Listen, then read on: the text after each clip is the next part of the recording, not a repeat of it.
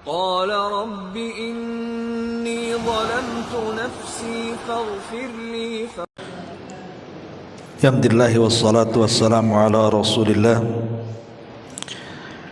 wa ala alihi wa sahbihi wa mawalah wa la hawla wa la quwwata illa billahi wa ba'du. Baik, kita lanjutkan kajian kita, masih membahas kitab Umdatul Ahkam, dan kita masuk pada bab ke-12, bicara soal shaf dalam salat.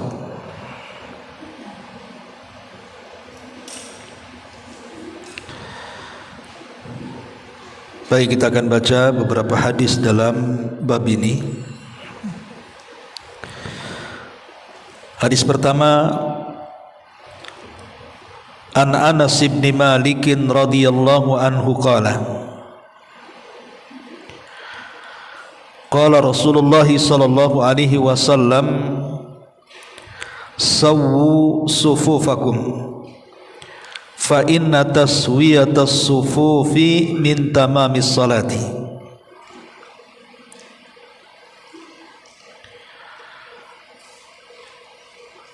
Dari Anas bin Malik radhiyallahu anhu,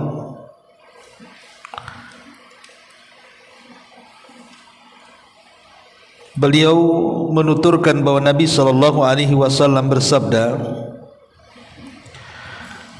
luruskanlah saf-saf kalian, karena kelurusan saf itu termasuk kesempurnaan salat.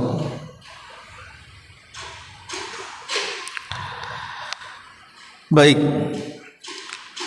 bicara tentang saf dalam salat,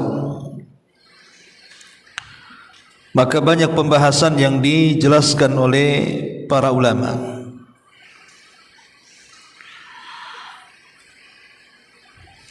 Di antaranya, pertama, bagaimana seseorang itu mentertibkan shaf dalam salat.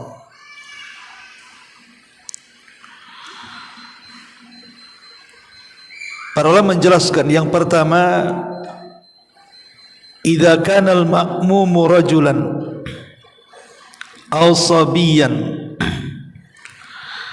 fa innahu yakifu an yaminil imami bi janibihi tamaman fala yataqaddamu anhu wa la yata'akhkhar.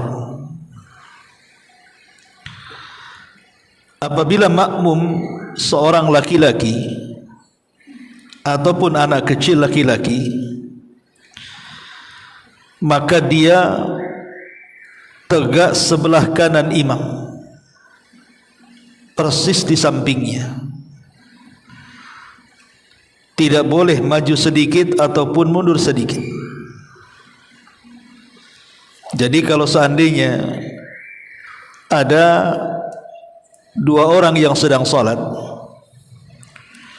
yang satu imam dan yang satu makmum, kalau seandainya yang makmumnya itu laki-laki dewasa atau anak kecil laki-laki, maka letak shaf berada di sebelah kanan, persis di sebelah kanan, tidak boleh maju, tidak boleh mundur.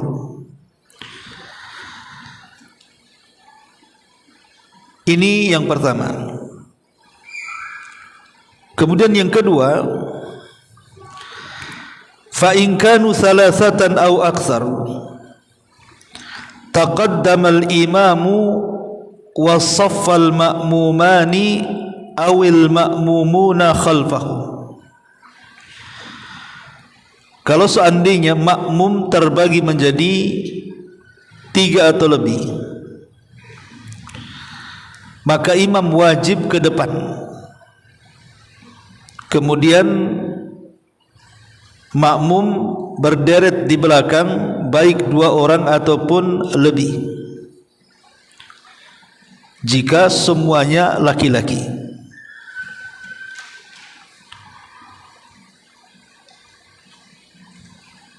Kemudian kalau seandainya semua jamaahnya perempuan, Jadi yang solat itu 3 atau 4 orang, tapi semua perempuan.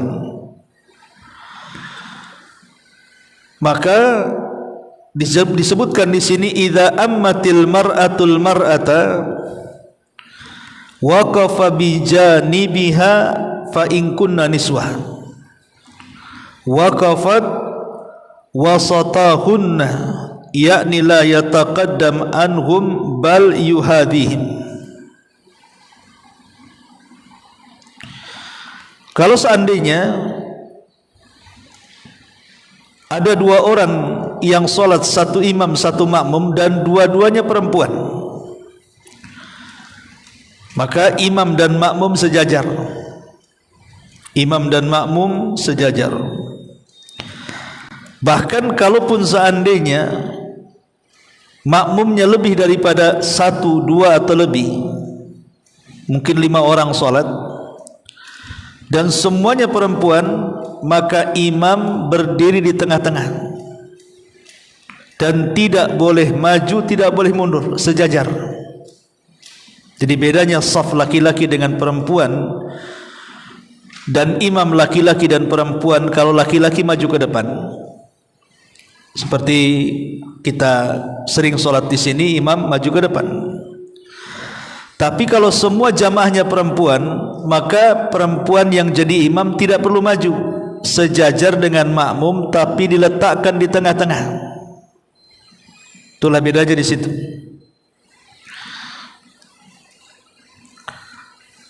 Kemudian yang berikutnya, idza kana ma'al imam rajulun wa imra'atun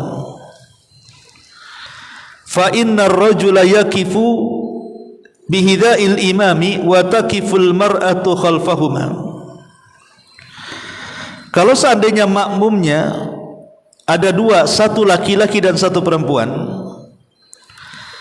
maka si laki-laki sejajar dengan imam sebelah kanan, kemudian perempuan berada di belakang.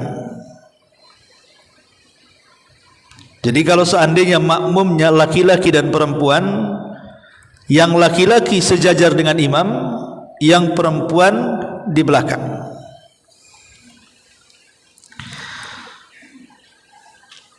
Kemudian selanjutnya, idza waqafa al-ma'mum an yasaril imam adarahul imamu min khalfihi hatta yuqifahu an yamini. Kalau seandainya makmum ini tidak tahu tentang posisi di mana dia harus berdiri.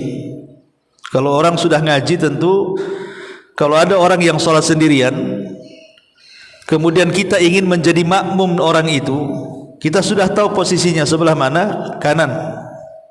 Kita ambil sebelah kanan dia. Tetapi kalau seandainya dia tidak tahu hukumnya, dia ngambil sebelah kiri, maka kewajiban imam untuk menarik orang ini, kemudian diputar, ditaruh sebelah kanan. Gak tahu ibu berani gak tuh? Ibu sholat sendiri atau ada orang awam sholat, bukannya sebelah kanan, ngambil sebelah kiri, ibu tarik, taruh di sini. Mungkin sekali aja sholat di situ. Karena biasanya kalau orang yang kurang ilmu disangka aneh sholatnya. Padahal begitu caranya, karena Nabi SAW pernah memutar seorang sahabat yang sholatnya sebelah kiri, diputar sama Nabi, ditaruh di sebelah kanan. Jadi ada hadisnya bahwa Nabi SAW pernah memutar seorang sahabat. Kemudian yang seterusnya adalah in waqafal ma'mumu an yaminil imam thumma jaa akhar fa waqafa an yasarihi akharakumal imamu ila waraihi. Kalau seandainya makmum berada di sebelah kanan imam, tiba-tiba datang makmum baru, kemudian berdiri di sebelah kirinya, bagaimana? Akharahumal imamu ila warai. Maka imam menyuruh, mendorong makmum supaya solat di belakangnya. Saya imam nih, Allahu Akbar, berdua di sini. Datang makmum baru, bukannya ditarik gitu ya ke belakang gitu ya, malah dia berdiri sebelah sini. Maka kewajiban imam mendorong ke belakang. Kalau seandainya tempatnya sempit ke belakang, maka imam yang maju, biar nanti makmum yang kiri kanan ini merapatkan safnya di belakang. Tapi kalau seandainya tempatnya pas-pasan, maju tidak bisa karena kena tembok, tapi belakang masih kosong, masih luas gitu ya, maka cukup didorong saja begitu ke belakang. Kemudian dia mendirikan saf di belakang. Ini sebagaimana dikatakan oleh Imam Ibnu Qudamah rahimahullahu taala. Kemudian yang selanjutnya, idza shallal ma'mumu an yasaril imam wa lam yudirghul imam an yaminihi fa hal salatul ma'mum sahihatun am batilatun. Apabila seorang makmum salat di sebelah kiri imam, tapi imam membiarkan, bukannya kemudian menarik kemudian meletakkan di sebelah kanan, malah dibiarkan sama imamnya sampai selesai solat. Pertanyaannya, kira-kira makmum yang solat di sebelah kiri imam dan imam membiarkannya, sah tidak solatnya?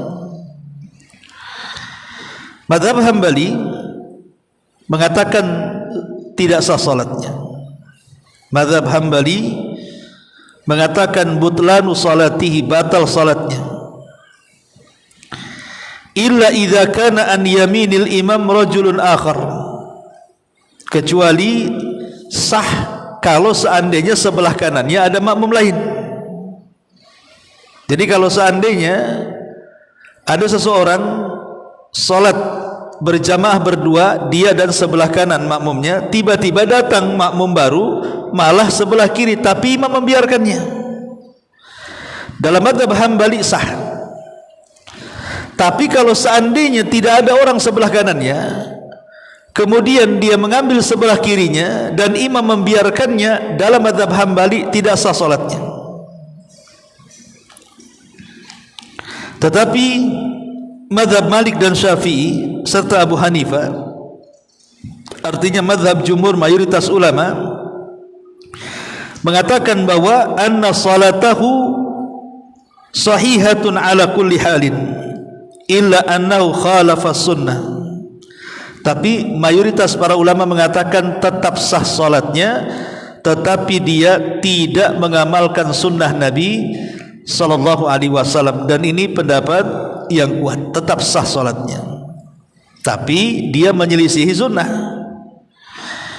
Artinya kurang sempurna salatnya. Kalau sudah menyelisih sunnah berarti mengurangi kesempurnaan salatnya. Kemudian berikutnya,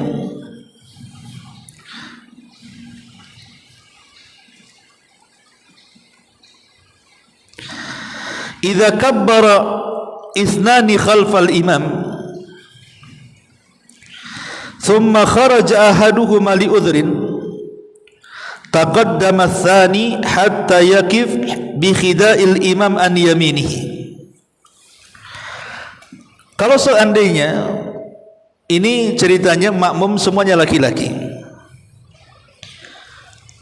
3 orang solat, 1 jadi imam, di belakang jadi makmum, tiba-tiba 1 batal,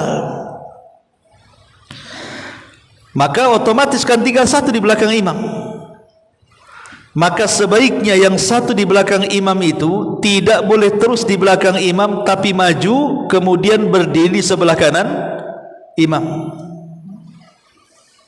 Jadi sekali lagi, kalau seandainya makmumnya 2 orang laki-laki kan di belakang imam tuh, tiba-tiba batal satunya ngambil wudu dulu, kan lama tuh, maka dia tidak boleh sendirian di belakang imam, dia maju kemudian berdiri di samping sebelah kanan imam. Kecuali kalau setelah orang itu selesai wudu datang lagi, ditarik lagi ke belakang. Tapi kalau seandainya lama dia tidak kembali, maka dia harus berjalan kemudian meletakkan badannya di sebelah kanan imam sejajar dengan imam. Kemudian idza dakhala rajulun al-masjid fawajada rajulan yusalliyani ma'an fi jama'atin wa kana fi wad'i sujudi fa innahu yasjudu an yaminil imami aw yasjudu an yasaril imami thumma indama yakiful imamu fa innal ma'mumani yarji'ani liyastafu khalfahu. Apabila seseorang masuk ke dalam masjid, kemudian dia mendapatkan ada dua orang yang sedang sholat berjamaah, tetapi kondisinya sedang sujud. Kan tidak mungkin narik, orang sedang sujud kan tidak mungkin ditarik ke belakang, ya kan? Karena posisi sujud mustahil ditarik. Maka dia boleh sujud di sebelah kanan makmum sejajar dengan imam atau sebelah kirinya. Tetapi kalau seandainya kemudian imam ini sudah berdiri, maka masing-masing makmum harus mundur ke belakang.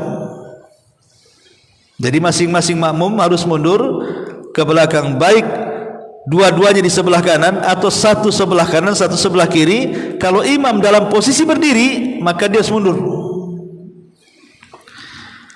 Ini juga bagian daripada hukum yang bicara tentang saf.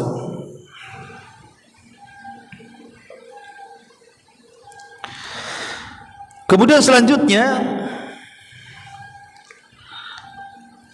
allamana anna sunnata anna al-mar'ata taqifu khalfa ar-rijal wa kadzalika sufufun nisa khalfa sufufir rijal. Famal hukmu law khalafat, yani salat bi khida'ir rijal au amamihim. Kita tahu bahwa sunnahnya semua wanita yang salat bersama laki-laki kan posisinya harus di belakang. Kayak kita di sinilah, laki-laki di depan kan ibu di belakang tuh. Tapi kan kita mendapati Bu, di sebagian masjid atau di musola itu justru tabirnya bukan seperti ini, tapi tabirnya ke sini. Kan ada yang tabirnya ke sini Bu. Sehingga yang perempuan di sini, yang laki-laki di sini, akhirnya sejajar. Ibu pernah melihat musola kayak gitu kan? Nah, harusnya yang sunnah itu kan seperti ini, perempuan harus di belakang. Tapi ada sebagian masjid atau musola justru tabirnya malah memanjang ke sini, sehingga akhirnya sholatnya perempuan di sini, laki-laki di sini. Ketika diperhatikan rupanya laki-laki dan perempuan itu sejajar. Pertanyaannya di sini, apakah sholat yang menggunakan saf seperti itu sah dan ataukah tidak? Maka Al-Hafidz Ibnu Hajar rahimahullahu taala menjawab persoalan ini. Kata beliau, "Lau khalafat ajza'at salatuha indal jumhur." Menurut mayoritas para ulama, sekalipun menyelisih sunnah yang harusnya perempuan di belakang, tetapi malah kemudian sejajar dengan laki-laki, dianggap sah salatnya, tapi menyelisih sunnah. Artinya mengurangi kesempurnaan salat. Tetapi menurut mazhab Hanafi, bahwa tufsidu salatul rajuli dunal mar'ati. Kalau mazhab Hanafiyah, dia mengatakan yang perempuan sah salatnya, tapi yang laki-laki tidak sah. Jadi kalau seandainya dibuat sejajar, yang perempuan sah salatnya, tapi yang laki-laki tidak sah, kata mazhab Hanafi. Tetapi pendapat yang kuat wallahu alam adalah pendapat mayoritas para ulama yang mengatakan sah salatnya, akan tetapi mengurangi kesempurnaan salat karena dia menyelisih sunnah Nabi sallallahu alaihi wasallam. Ini beberapa gambaran bicara soal saf yang terjadi di masyarakat.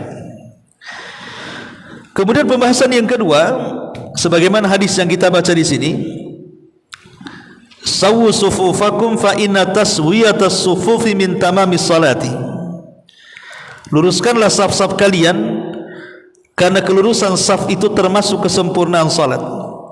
Kemudian hadis yang sama An-Nu'man ibn Bashir radhiyallahu anhuma, qala Rasulullah sallallahu alaihi wasallam yaqul la tasawwuna sufufakum aw la yukhallifanna Allahu baina wujuhikum. Wa li Muslimin kana Rasulullah sallallahu alaihi wasallam yusawwi sufufana hatta ka'annama yusawwi bihal kidah hatta ra'a an qad aqalna anhu thumma kharaja yawman faqama hatta kada an yukabbir fara'a rajulan badiyan sadruhu faqala ibadallah la tasawwunna sufufakum aw la yukhallifanna Allahu baina wujuhikum. Dari Nu'man ibn Bashir radhiyallahu an, beliau berkata bahwa dirinya mendengar Nabi sallallahu alaihi wasallam bersabda, hendaklah kalian meluruskan saf-saf kalian atau Allah akan menimbulkan perselisihan di antara kalian. Dalam riwayat Muslim dikatakan bahwa Nabi sallallahu alaihi wasallam meluruskan saf para sahabat seolah-olah beliau meluruskan anak-anak panah yang sangat rapi hingga beliau yakin bahwa kami telah memahami perintahnya. Pada satu hari Nabi keluar dan berdiri hampir bertakbir dalam salat. Namun beliau melihat seseorang yang menonjolkan dadanya ke depan seolah-olah tidak lurus. Maka Rasul mengatakan, wahai hamba Allah, hendaklah kalian meluruskan saf-saf kalian atau Allah akan menimbulkan perselisihan di antara kalian. Baik, pembahasan kedua bicara tentang hukum dari saf itu sendiri, mengambil saf itu. Pendapat yang kuat wallahu alam berdasarkan hadis Nu'man ibn Bashir yang kita baca, Nabi SAW memerintahkan luruskan saf-saf kalian. Rasul menggunakan bahasa dalam bentuk amar perintah, luruskan. Dan dalam kaidah usul fikih bahwa asal perintah itu dibawa kepada hukum wajib. Berarti meluruskan saf itu hukumnya wajib. Kalau tidak berdosa, walaupun sah solatnya. Makanya ibu hati-hati. Kalau ibu di barisan pertama khususnya di depan, kemudian nanti ada yang mengikuti jemaah di belakangnya, maka yang menentukan lurusnya saf kedua, ketiga, keempat itu ditentukan dari saf pertama. Karena saf kedua ngikutin saja, ngikutin saf depannya kan, nanti saf ketiga ngikutin saf kedua dan begitu seterusnya.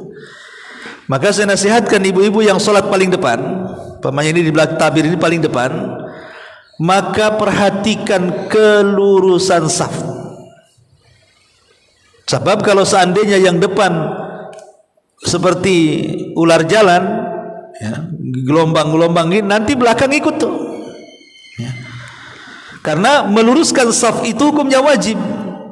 Kalau sengaja kemudian kita geser ke belakang atau lebih maju ke depan, maka yang menggeser dirinya ke belakang atau maju ke depan itu, maka dia berdosa. Kenapa? Karena meluruskan saf itu hukumnya wajib. Kalau ditinggalkan berdosa walaupun sah salatnya. Jadi pendapat yang kuat ada yang mengatakan sunnah, tapi pendapat yang kuat adalah wajib karena perintah. Berdasarkan hadis Anas ibn Malik yang kita baca juga. Lalu bagaimana caranya saf itu disebut lurus? Saf itu disebut lurus karena di sini Rasul mengatakan la tasawwunna sufufakum. Kita dengar Bu, kalau imam, saya jadi imam atau siapa yang jadi imam, biasanya imam ngomong apa Bu? Sawu sufufakum, kan begitu ya bahasanya. Sawu sufufakum. Tolong rapatkan dan luruskan saf kalian. Karena merapatkan dan meluruskan saf itu termasuk kesempurnaan salat.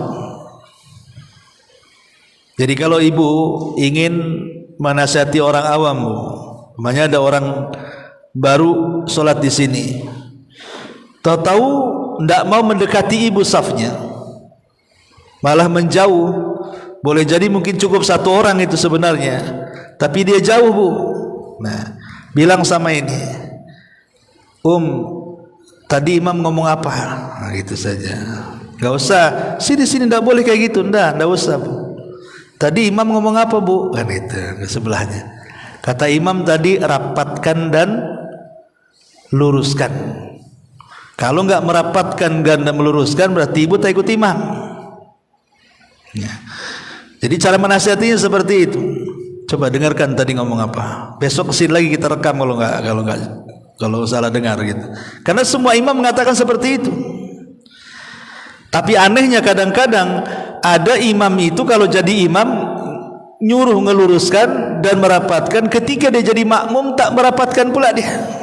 Karena aneh tuh imam kayak gitu tuh. Ada yang imam kayak gitu tuh. Ya. Lah pertanyaannya adalah kalimat sawu sufufakum itu apa artinya? Yang pertama, ulama mengatakan maksudnya al-muhadzatu. Al-muhadza itu artinya la yataqaddam ahadun ala ahadin. Wa hadzal muhadza takunu bil manakib, yani bil aqtaf. Wa kadzalika takunu bil a'qab, bil a'qub. Wa amma al muhadzatu bi atrafi asabi'i arjul fa hadza khata'un li'anna aqdam an-nas takhtalifu tulan wa qisaran. Pertama, bahwa makna sawu sufufakum, luruskan itu maksudnya pertama adalah al-muhadza. Muhadza itu artinya ketika meluruskan shaf, seseorang tidak boleh maju ke depan atau mundur sedikit, tidak boleh maju sedikit atau mundur sedikit, tapi harus lurus. Dan kelurusan shaf itu dengan dua cara. Pertama dengan menyentuhkan bahu sebelah kanan dan kiri. Jadi ini bahu saya, kemudian di sini ada makmum, sentuhkan bahu dengan bahu, pasti lurus. Yang kedua itu dari arah atas, dari arah bawah sentuhkan mata kaki dengan mata kaki. Tapi kalau rapatnya maksudnya ujung jari kaki, ini salah. Kenapa? Karena namanya kaki orang itu ada panjang, ada pendek. Pamannya di sampingnya ada anak-anak, otomatis kan kakinya pendek anak-anak itu. Sementara kaki ibu panjang pula. Lah nanti kalau pamannya ngambil ujung jarinya, otomatis anak-anak dia akan maju ke depan jarinya sedikit kan, ibu mundur, karena bagaimanapun tidak akan lurus kalau patokannya ujung kaki. Tapi kalau ingin lurus patokannya mata kaki. Kalau patokannya mata kaki, walaupun satunya kakinya pendek, satunya kakinya panjang, pasti lurus badannya. Bisa dipahami ya? Maksudnya meluruskan shaf itu dengan menembakkan bahu. Jadi kalau kita ingin lurus, lihat bahu orang, arahkan bahu kita dengan bahu dia, itu dari arah atas, dari arah bawah arahkan mata kaki dia dengan mata kaki yang lainnya, baru itu akan lurus itu. Tapi kalau ujung jari-jari kaki, ya tadi ada yang pendek, ada yang panjang namanya kan, pasti akan zigzag tuh nantinya. Ini makna yang pertama al-muhadza. Kemudian yang kedua at-tarasi, bihaitsu la yakun hunaka furujatin wa khalalun baina sufuf. Kemudian makna sawu sufufakum yang kedua artinya at-tarasi. At-tarasi artinya jangan sampai ada kerenggangan satu dengan yang lainnya.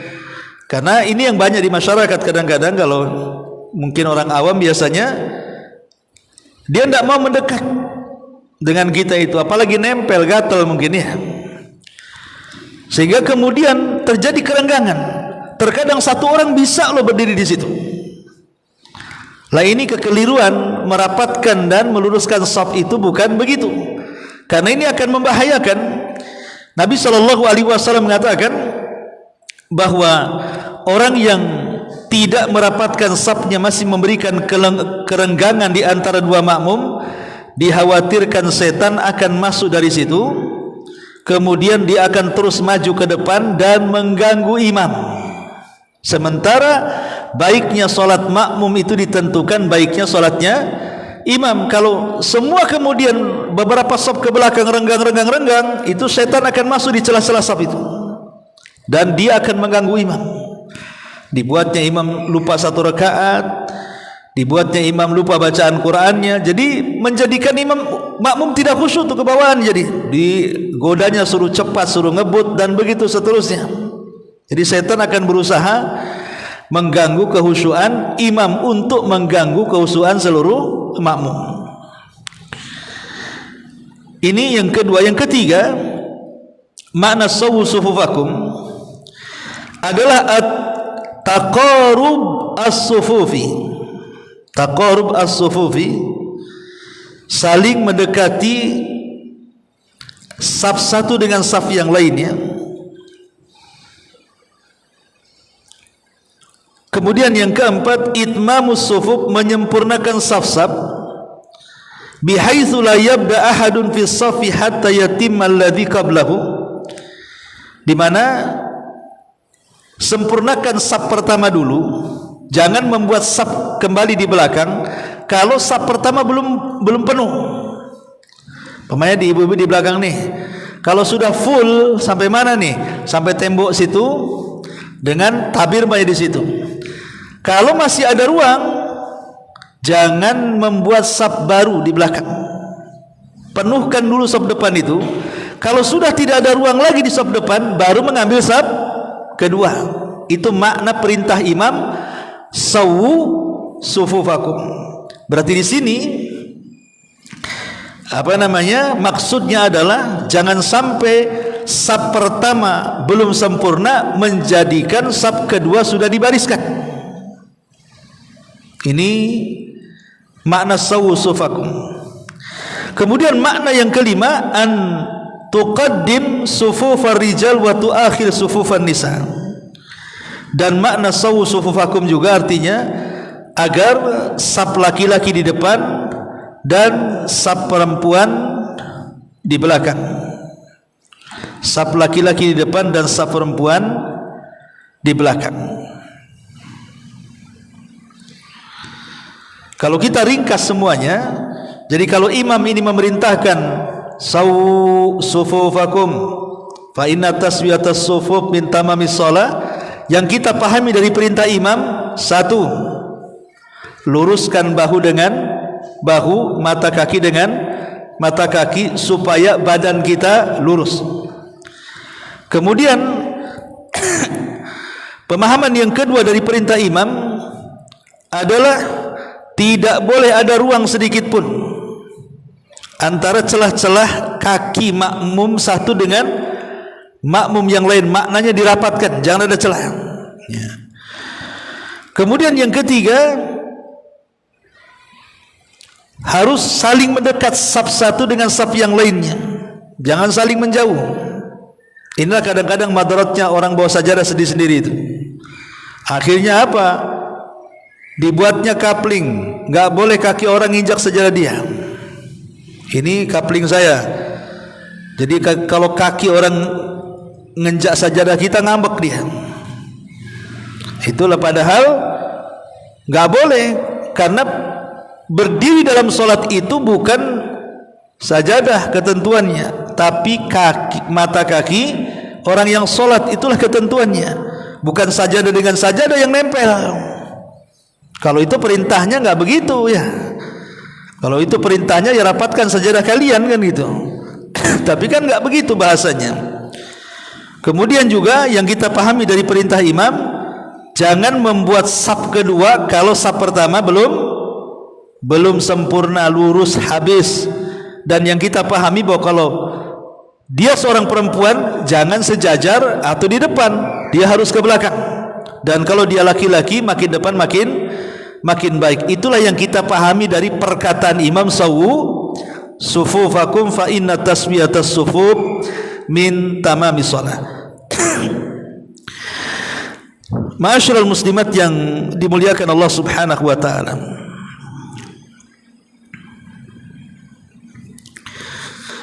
Kemudian juga alal a'immati an yusawwu sufufakumul musallin. Faedah berikutnya dari hadis ini, kewajiban bagi imam salat, maka dia harus meluruskan saf-saf makmum yang salat di belakangnya. Pertanyaannya, bagaimana kalau seandainya imam sudah memerintahkan luruskan saf kalian, karena lurusnya saf itu termasuk kesempurnaan solat. Tahu-tahu makmumnya nggak dengar, dia suka-suka buat saf itu, mungkin karena awam atau apa kan, nggak karena, pokoknya asal aja. Karena saya juga sering sholat di sini, kalau kajian di sini malam itu, kadang-kadang belum penuh sampai pojok udah buat lagi. Dan kalau orang awam itu sembarangan dia sholat tuh, kadang-kadang 1 meter dia udah takbir, kadang-kadang agak mundur ke belakang, yang satu maju ke depan. Pertanyaannya, kalau seandainya orang ini melakukan seperti itu, batal nggak sholatnya? Maka fatwa daripada Syekh Utsaimin rahimahullahu taala mengatakan, lihat kondisinya, bisa batal, bisa tidak. Makanya Syekh Utsaimin mengatakan, qad yuqalu innaha tabtul li'annahum tarakul wajib, walakin ihtimal adamil butlan mal ithmi aqwa. Kata Utsaimin ada 2 jawaban. Jawaban yang pertama, bisa batal karena dia telah meninggalkan sesuatu yang wajib. Merapatkan saf itu wajib hukumnya. Kalau sampai tidak rapat berarti tidak melaksanakan kewajiban, dan itu bisa membatalkan sholat. Atau tetap sah sholatnya tetapi dia berdosa sehingga rugi salatnya. Harusnya dengan salat itu dia dapat pahala, malah dengan salat itu memang kewajiban gugur tapi dapat dosa. Itu masalahnya. Memang dengan sholatnya bisa menggugurkan kewajiban, tapi kan maunya kita kan sholatnya gugur kewajiban dan sholatnya dapat pahala, maunya kan gitu kita sholat tuh. Ini ndak, akibat safnya itu centang perenang tadi, ya gugur kewajiban sholatnya, artinya tidak perlu diulangi lagi, tapi kan nggak dapat apa-apa, malah dapat dosa karena meninggalkan kewajiban tadi. Karena meninggalkan yang wajib itu dia bisa berdosa. Ma'asyiral muslimat yang dimuliakan Allah Azza wa Jalla, di antara beberapa kesalahan seputar saf ini, pertama, minal akhta'i syai'an, di antara kesalahan yang banyak menyebar khususnya di masjid-masjid, an yatakassala ba'dun nas an itmamis sufuf litulil masafatil lati yasqutuhuma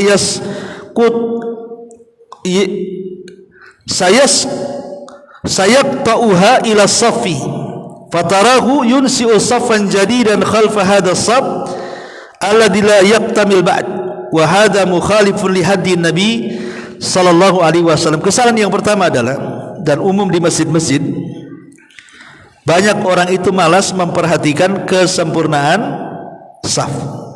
Malas. Padahal kesempurnaan saf itu juga menjadikan kesempurnaan salat. Tapi betapa banyak orang malas masuk, Allahu Akbar, enggak peduli luruskah enggak. Harusnya kan pertama kalau kita paham, Bu, kalau ada orang-orang ngaji kan, dia tidak langsung takbiratul ihram, tapi betul-betul ngambil saf dulu. Kira-kira menurut kita sudah lurus enggak bahu kita dengan dia, mata kaki dengan dia. Kalau sudah kira-kira kita menengok ke mana saf itu berjalan, baru kemudian kita takbiratul ihram. Bukan datang-datang karena imam sudah takbir mau ruku, akhirnya enggak perlu dengan saf. Ingat, kalaupun kita tidak mendapatkan rukunya imam, tidak ada masalah, kok nanti bisa ditambah, tidak berdosa juga. Bukankah Rasul yang mengatakan, kalau engkau datang ke masjid, jangan terburu-buru, santailah datang. Apa yang kau dapat di dalam imam, alhamdulillah. Yang luput sempurnakan. Kata Rasul, yang luput sempurnakan. Tidak usah kemudian gara-gara dia mau ruku, akhirnya lari, nggak peduli. Ketika kemudian makmum sedang ruku, karena takut ketinggalan 1 rakaat, main ruku saja kadang-kadang lurus dan tidaknya tidak diperhatikan.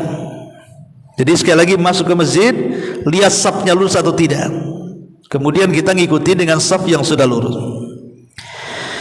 Kemudian kesalahan yang kedua, minal akhta'i wuqufu ba'di al-a'immati qabla takbiratul ihram lid-du'a'i wa ta'min man khalfahu wa idh la yathbut dalilun minas sunnati ala hadhihi. Kesalahan sebagian imam salat sebelum takbiratul ihram bukan sibuk mengurus makmum, malah sibuk membaca doa, membaca ayat-ayat, mengaminkan doa dan begitu seterusnya. Ini kesalahan imam.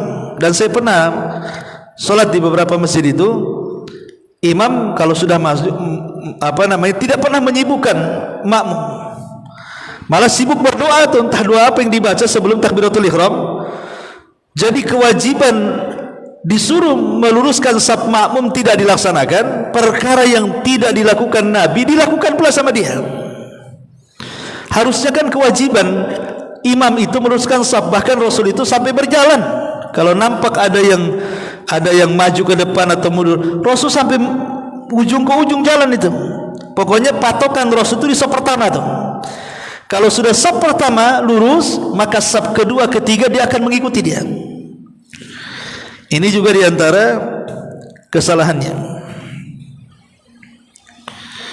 Sekarang masalahnya, bagaimana kalau masjid ini ramai, apalagi masjidnya terlampau banyak tiang. Kayak gini kan banyak tiang nih masjidnya kan, pokoknya penuh. Kalau mengikuti menghindari tiang, tentu akan menghabiskan tempat. Pokoknya ini dapat satu saf. Harusnya kalau kita mau sejajar dengan tiang ini kan dapat 2 saf ke sini nih. Tapi karena takut tiang, akhirnya ngambil saf di situ, loncat ke sana lagi. Akhirnya yang harusnya orang banyak bisa masuk, jadi sedikit yang masuk ke masjid. Karena apa? Berusaha dari tiang kan. Ya. Bagaimana caranya kalau seandainya seseorang itu saf, tiba-tiba kemudian antara saf itu terhalang tiang kayak begini nih. Buat saf, tato tiang, saf lagi ke situ. Apakah terputus atau tidak? Ya. Begini Bu ya, kalau seandainya jamaahnya tidak banyak, ya menghindari tiang lebih bagus. Kalau memang jamaahnya tidak banyak. Tapi kalau jamaahnya banyak, mau tidak mau pasti akan bertabrakan dengan tiang tuh. Syekhul Islam Ibnu Taimiyah rahimahullah taala mengatakan, sesuatu yang tidak bergerak, maka dalam kondisi darurat tidak dianggap memutus saf. Karena mungkin banyak kayak sholat Jumat, kebanyakan ramai tuh.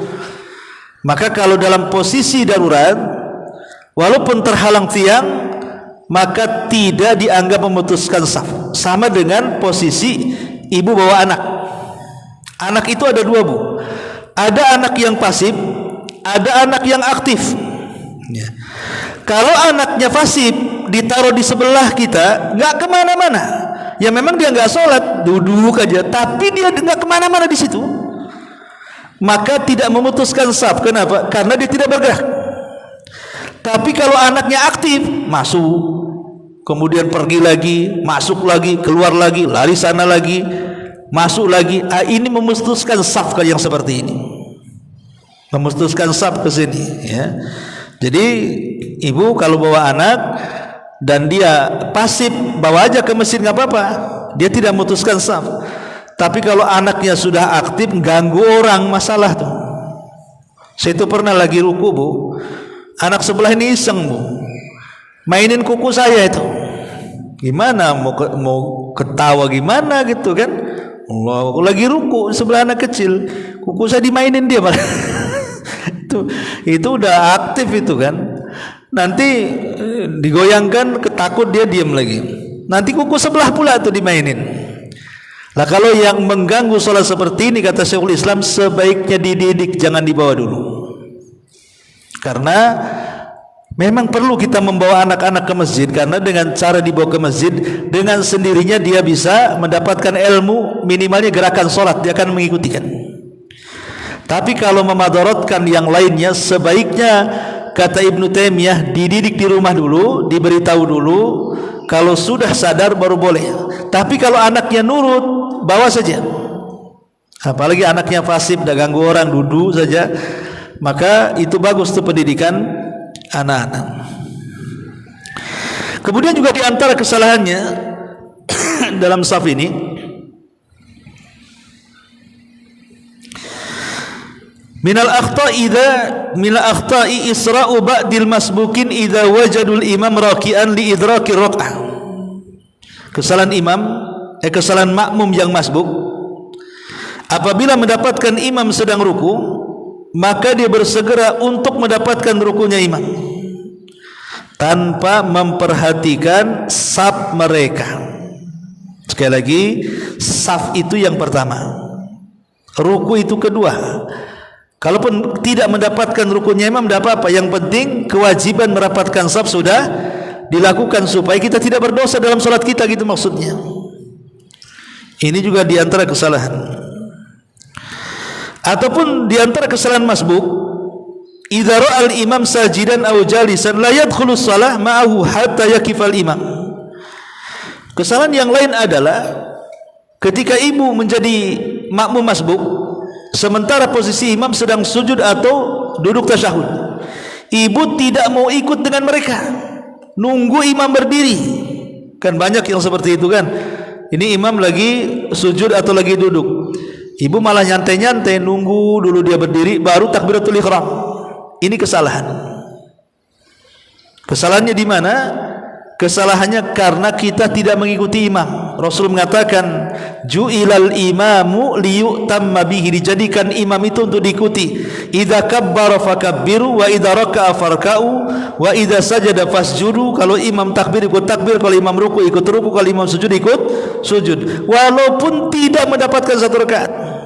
Pamannya imam lagi sujud, kan ada orang yang merasa rugi, kalau saya ikut imam sujud tetap juga nggak dapat satu rakaat, akhirnya nunggu imam berdiri, kan begitu. Berarti orang yang sholat seperti ini, dia tidak sedang mengejar pahala, tapi sedang mengejar rakaat. Padahal kalau seandainya dia tidak mendapat pahala, oke, tidak mendapat rakaat karena memang dia mendapati imam dalam posisi sujud. Tapi ingat, setiap gerakan dan bacaan sholat itu, walaupun tidak terhitung satu rakaat, tetap diganjar pahala, malah pahalanya lebih banyak. Ya, jadi jangan sampai kemudian melakukan seperti itu.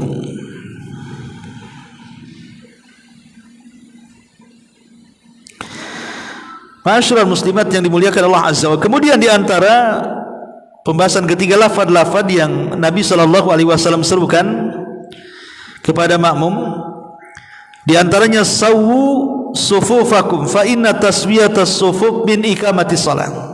Rapatkan saf-saf kalian, karena merapatkan saf itu termasuk kesempurnaan salat.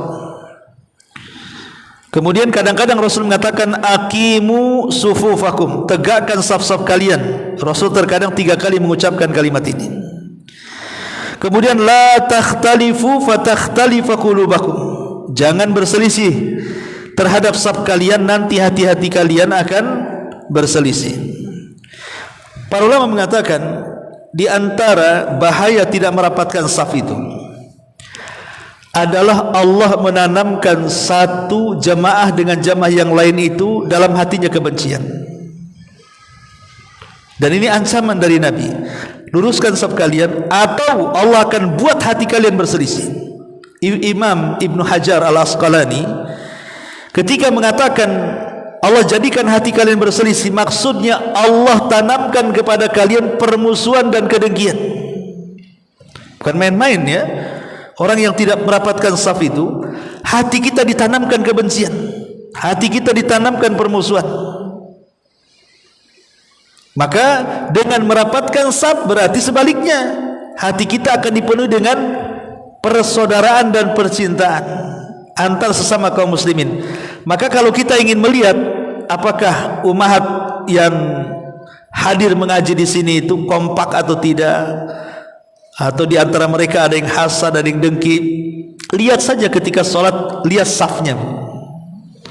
Kalau safnya centang perenang, safnya tidak lurus belok kayak ular tangga, maka berarti memang tidak kompak umat di sini. Artinya karena hati mereka diperselisihkan oleh Allah. Nampak saja kompak, sebenarnya tidak kompak tuh. Banyak yang hasad di situ. Ya, itu bayangkan bagaimana pengaruh merapatkan saf itu sampai Allah akan hukum seperti itu. Ma'asyiral muslimat yang dimuliakan Allah Subhanahu wa taala.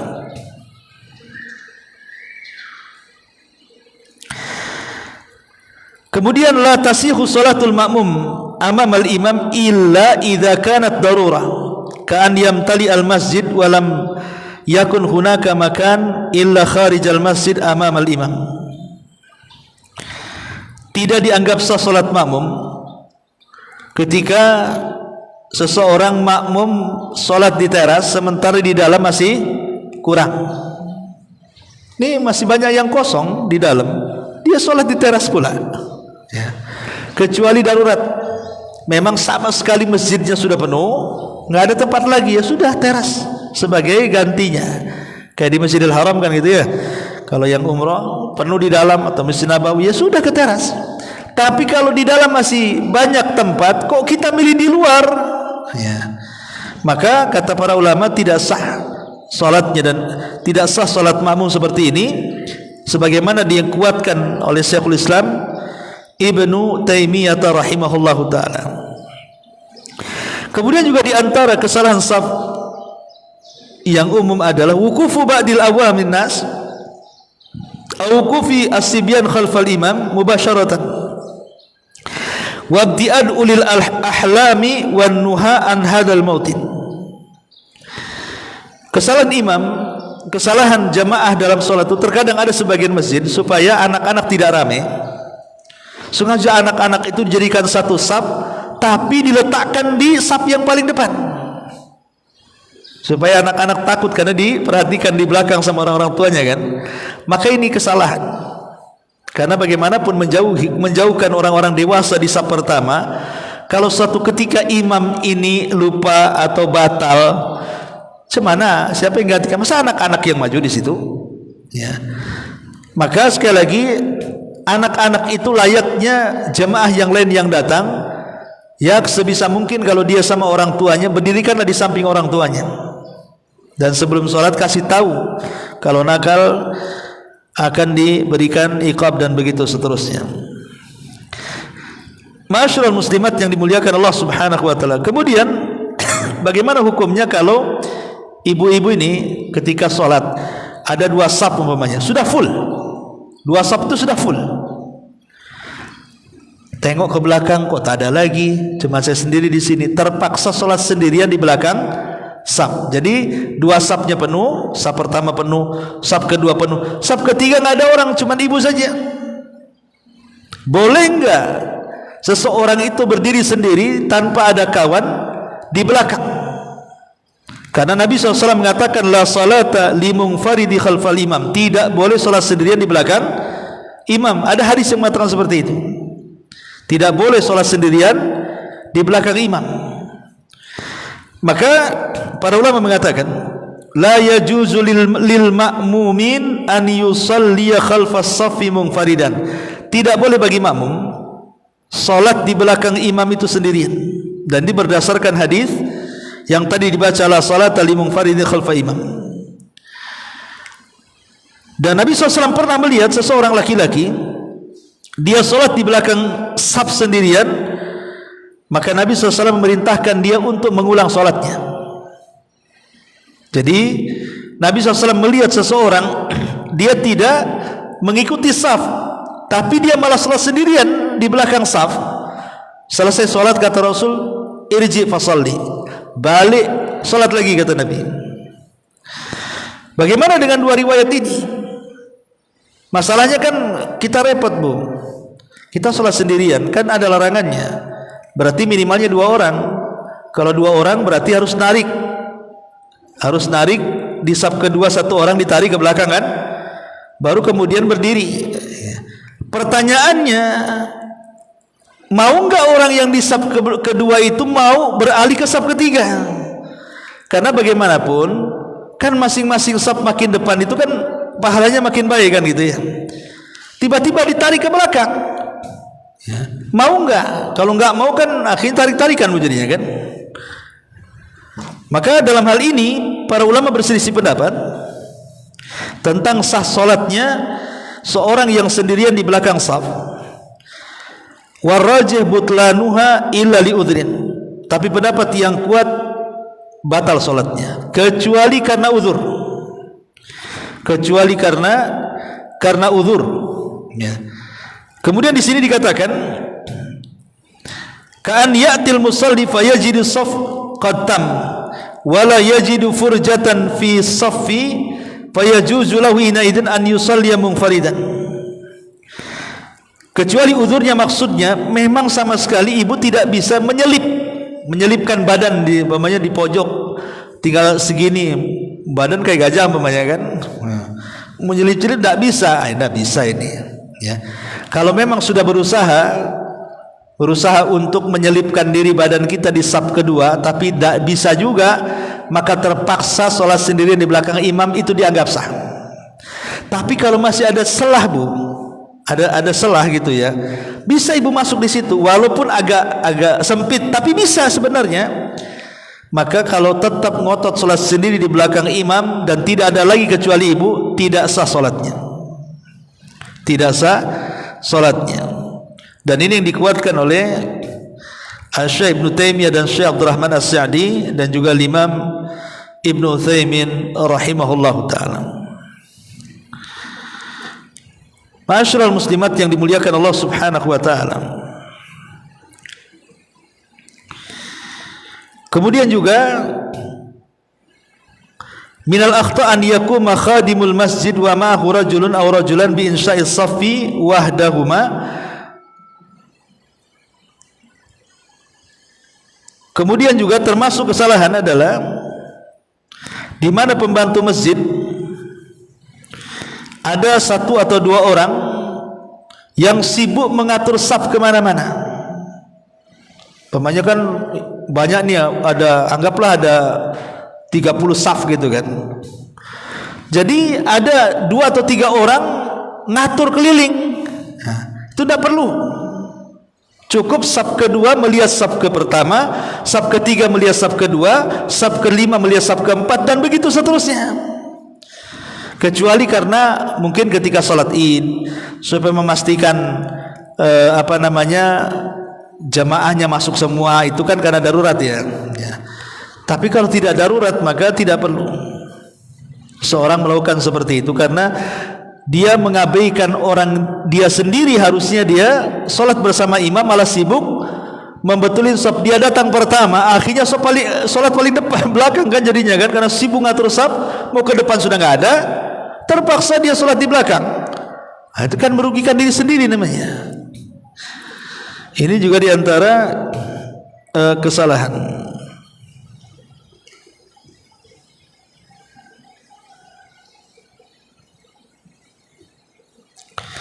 Kemudian qad nara fi ba'dil masajid wad aqrasi fi akhiril masjid yusalli 'alaiha al-marda wa hadha fiha mukhalifan minha hirmanihim min thawabis sufufil muqaddamah wa minha adamu waslihim lis-sufuf wa minha bu'dihim anil imam. Terkadang ada sebagian masjid itu sengaja meletakkan kursi khusus untuk orang sakit, tapi di belakang kursinya dijajarkan. Jadi tidak boleh diangkat kursinya ke saf depan itu. Pokoknya dijajarkan saja di belakang. Kalau mau sholat di situ bagi orang yang sakit. Ini tidak boleh. Tidak boleh mengkhususkan tempat bagi orang yang sakit dan dijauhkan dari saf. Pertama, alasannya karena dia akan kehilangan pahala saf depan. Yang kedua, dia tidak sedang menyambungkan saf. Yang ketiga, dijauhkan dari imam. Ya. Biarkan dia, kalau ada kursi mau di kursi depan, di depan lah kan gitu. Kalau dia memang datang pertama, biarkan di depan atau di saf kedua, terserah dia. Kapan dia masuk, di situlah dia dapat saf walaupun dia sholat di kursi. Jangan kemudian yang pakai kursi nggak boleh di depan, harus di belakang. Nah, ini kesalahan, tidak boleh. Tetap dia berhak mendapatkan saf di mana saja ketika dia sampai ke masjid.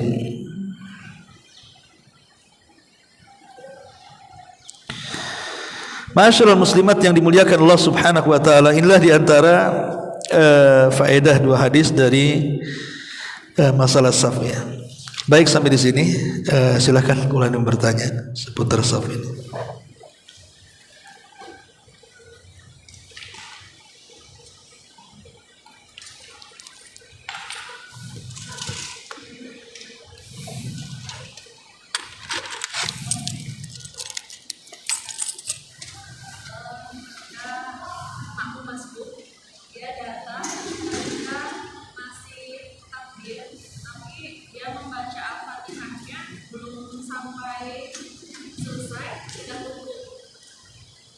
makmum masbuk, imam udah ruku, ibu belum baca Fatihah. Fatihahnya baru sampai 3 ayat pertama. Dalam mazhab Syafi'i, kalau dia mendapatkan 3 ayat, pamannya alhamdulillahirabbil alamin arrahmanirrahim maliki yaumiddin, ini 3 ayat. Karena bismillah itu tidak termasuk Fatihah, tapi harus dibaca karena Fatihah adalah surat. Baca basmalah itu kan dianjurkan dibaca dalam membaca surat, kecuali 1 surat tidak disunahkan membaca Fatihah, membaca basmalah, surah At-Taubah. Kalau semua surat dianjurkan baca basmalah. Karena Fatihah itu pendapat yang kuat dimulai dari alhamdulillah. Alhamdulillahirabbil alamin arrahmanirrahim maliki yaumiddin. Ini hak Allah. Asal 3 ini dibaca, kemudian imam ruku, dalam mazhab Syafi'i sudah mendapatkan 1 rakaat. Tapi kalau baru alhamdulillahirabbil alamin kemudian imam ruku ikut ruku, belum mendapatkan 1 rakaat dalam mazhab Syafi'i. Kenapa? Karena dalam mazhab Syafi'i, baik sholat sendirian, baik sholat bersama imam, baik imam dijaharkan atau disirkan, baca Fatihah itu rukun untuk semuanya. Itulah mazhab Syafi'i. Tapi dalam mazhab yang lain seperti Hambali dan yang lainnya tidak, bahwa patokan orang mendapatkan 1 rakaat itu bukan Fatihah tapi ruku. Pokoknya asal mendapatkan rukunya imam, walaupun ibu bawa 1 ayat kemudian imam ruku ikut ruku, asal ibu dapat ruku maka dapat 1 rakaat. Ya terserah mau ikut mazhab siapa kan itu ya. Wallahu a'lam.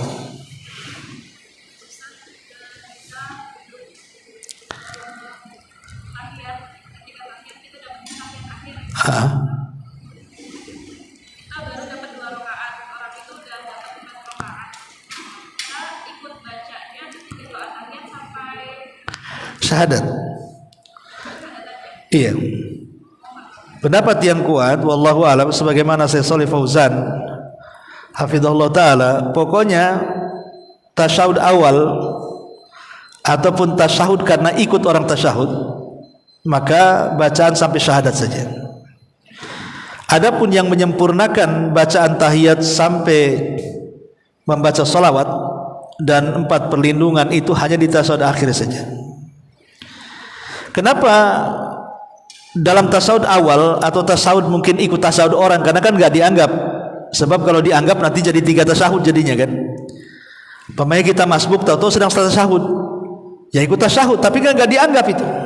Karena kita disuruh ikut gerakan imam tasawuf, dia ikut tasawuf. Cuman baca apa kita di situ? Ya tetap baca tahiyat sampai syahadat saja. Kemudian nanti dapat setelah itu bangkit ke rakaat pertama, kedua tasawuf lagi. Itu tasawuf pertama dihitungnya itu tasawuf pertama. Kalau tasawuf yang pertama ketika kita datang itu bukan tasawuf, itu karena mengikuti gerakan imam. Tasawuf yang kita lakukan adalah tasawuf ketika kita sudah mendapatkan 2 rakaat. Kalau itu salat zuhur, asar ataupun isya yang 4 rakaat ya. Maka bacaannya sampai syahadat. Kemudian baru tasawuf akhir baca salawat. Kenapa? Karena di tasahud awal itu tidak ada doa. Tidak ada doa. Karena tidak ada doa, tidak perlu bersalawat. Sementara dalam tasahud akhir itu ada doa. Doa meminta 4 perlindungan.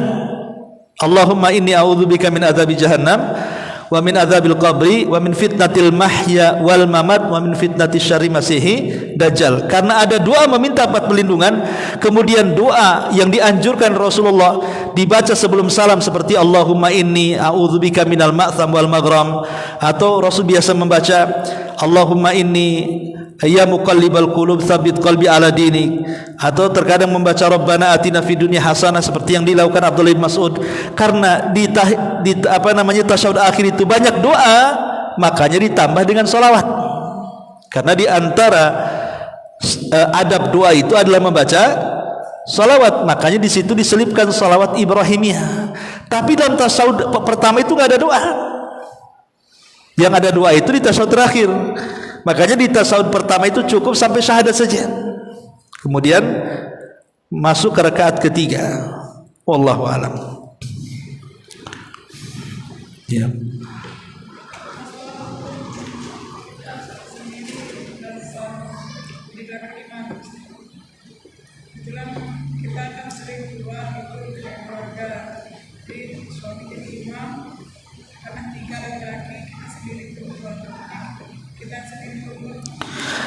Kalau tadi kan sudah ada gambarannya, kalau seandainya di situ tercampur laki-laki dan perempuan, maka tetap perempuan sholat di belakang walaupun sendiri.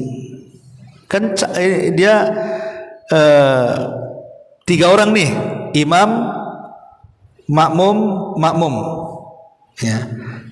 Imam laki-laki, makmum laki-laki, makmum perempuan. Ya harus berjejer ke belakang. Begitu caranya. Imam, kemudian makmum di sini di sebelah kanan, ya, kecuali kalau makmumnya 2 yang laki-laki di belakang, baru wanita sendirian. Kenapa? Karena dia tidak punya kawan masalahnya. Beda dengan tadi yang saya contohkan, tidak boleh sholat sendiri di belakang imam tuh, maksudnya karena dia punya kawan. Yang perempuan dengan yang perempuan, yang laki-laki dengan laki-laki. Ini nggak punya kawan, kan nggak boleh seorang wanita walaupun itu dengan mahramnya sekalipun satu saf. Kenapa?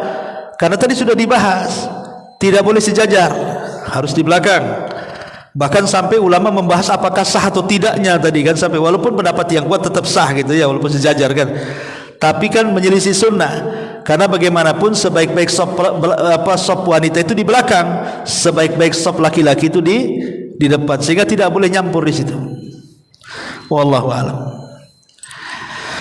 Baik, sampai di sini. Subhanallah bihamdika, asyhadu an la ilaha illa anta, astaghfiruka wa atubu ilaik. Allahu ta'ala alam. Assalamualaikum warahmatullahi wabarakatuh.